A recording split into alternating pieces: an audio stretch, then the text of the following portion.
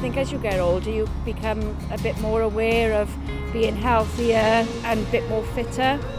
We both love the outdoors. We thought, well, what better way to make a start than, give the park run a go. I came down first time and it was really hard. But at the end of it though, I felt great and it was worth the hard work.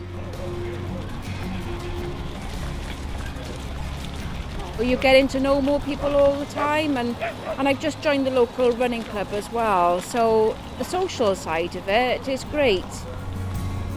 My endorphins are going through the roof at the end of the park run because it really does make you feel good. I did my first park run in Eastleigh, absolutely blew me away. Decided we had to have one in Newport and the rest is history really. We started one up at Tredegar House. Now really looking all over Wales to start more and more and more. I think once people get the idea that it's not a race, that actually you can walk it, you can walk and run it, anybody can do it, and that it's so inclusive and very welcoming, it's just really a social gathering. What makes you keep coming back every week? It's that feel-good factor.